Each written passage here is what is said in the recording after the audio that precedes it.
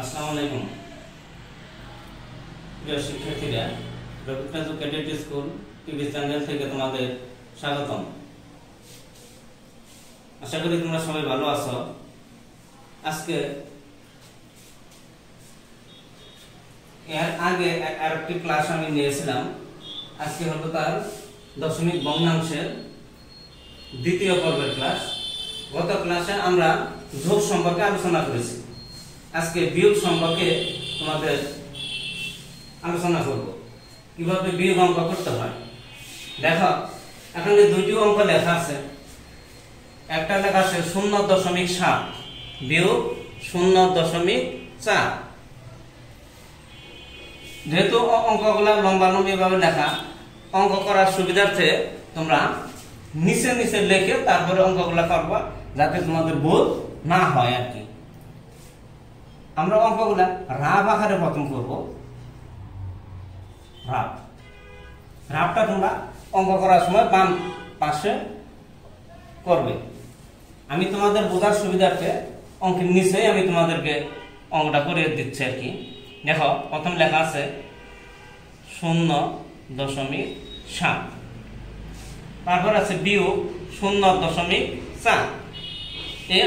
এই সংখ্যাটা তোমরা নিচে লিখবে 0.4, যাতে তোমাদের অঙ্কটা করতে ভুল না হয়। সাধারণ যোগ বিয়োগের মতোই তোমরা অঙ্কটা করবা, কিন্তু খেয়াল রাখবা যে দশমিকটা যেন সই সই থাকে আর কি। যেমন সাধারণ যোগ বিয়োগের সময় যে আমরা অঙ্কটা যেভাবে করি, যেমন 7 থেকে 4 বাদ দিতে হবে।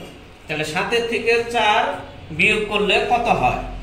7 থেকে 4 বিয়োগ করলে হয় 3। তারপরে 0 থেকে 0 বাদ দিলে 0। এখন দশমিকটা কোন জায়গায় বসবে? যেহেতু দশমিকের সই সই দশমিক বসাতে হবে। সাধারণ নিয়মের মতোই এই অঙ্কগুলা করতে হবে। খেয়াল রাখবা শুধু খালি দশমিকটা সই সই বসাতে হবে। এখন আমরা এই অঙ্কটা সমান সমান দিয়ে এই জায়গায় লিখবো আর কি, 0.3। আরেকটা অঙ্ক আছে, দেখো এই পাশে 2 বিয়োগ 0.4।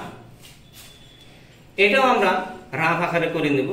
যেহেতু তোমাদের এই 2 থেকে 0.04 বাদ দিতে হয়তো একটু সমস্যা হতে পারে, তাই এই অঙ্কটা আমরা রাফ আকারে করবো, যাতে অঙ্কটা ভুল না হয় আর কি।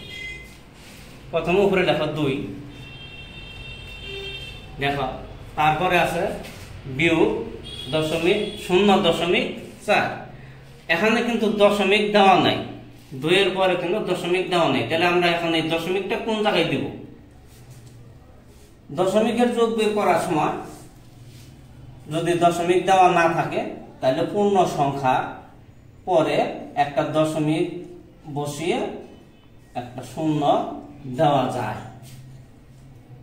এখন দেখো, তোমার অঙ্কটা লিখতে সুবিধা হবে। এখন যেহেতু আমি উপরে দশমিক পেয়েছি, এখন এই সংখ্যাটা লেখার বেলায় ওই দশমিকের সই সই দশমিক দিয়ে তারপরে দশমিকের ডানে এবং বামে যে সংখ্যাগুলো আছে, ডানের সংখ্যাগুলো ডানে লিখবো, আর বামের সংখ্যাগুলো দশমিকের বামে লিখবো।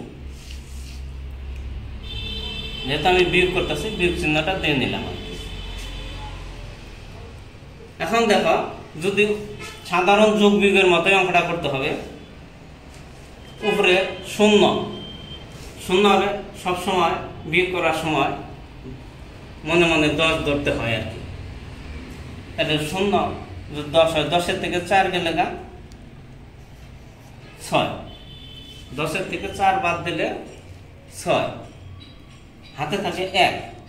এই 1 0 সাথে যোগ করে তারপরে 2 থেকে বাদ দিতে হবে। তো 2 থেকে 1 গেলে 1। এখন দশমিক বসাতে হবে। দশমিক বসানোর নিয়ম সে আগের মতোই, দশমিকের সই সই দশমিকটা বসাই নেবে।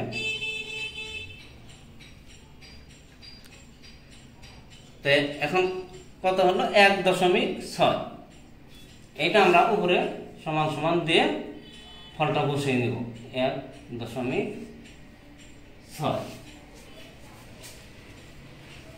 যেহেতু উপরে একটি পূর্ণ সংখ্যা আছে, সবসময় খেয়াল রাখবা যদি পূর্ণ সংখ্যার পরে কিন্তু দশমিক দেওয়া নাই। এটা নিয়ম আছে যে পূর্ণ সংখ্যার পরে যদি কোনো অঙ্কের ডানে যদি দশমিক না থাকে তাহলে দশমিক বসিয়ে একটা শূন্য দিয়ে তারপর অঙ্কটা করতে হবে। যেহেতু পরবর্তী সংখ্যাগুলোর নিচে দশমিক দেওয়া আছে, তাই দশমিক লেখার সুবিধার্থে এই দশমিক সই এই দশমিক বসিয়ে তারপরে অঙ্কগুলা করতে হবে। তাহলে আমরা লম্বালম্বি ভাবে যে দশমিকের যে বিয়োগ অঙ্কগুলো আছে এগুলো আমরা শিখলাম। এরপরে আবার দেখো উপরে নিচে যে দশমিকের যোগ বিয়োগগুলো আছে সেগুলো আমরা শিখব।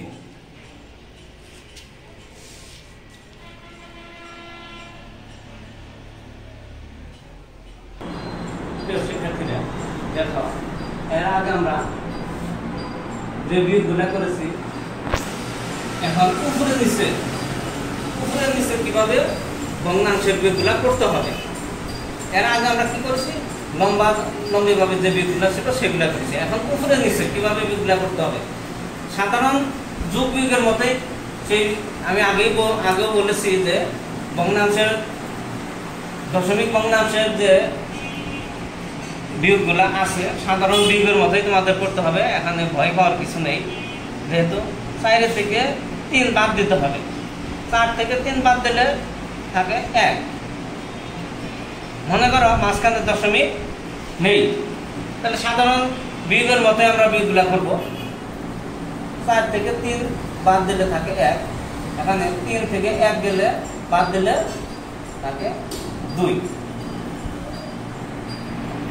তাহলে দেখো এখন শুধু কি দশমিক, এখানে দশমিকের সই শুধু দশমিকটা বসিয়ে দিলে হয়ে গেল।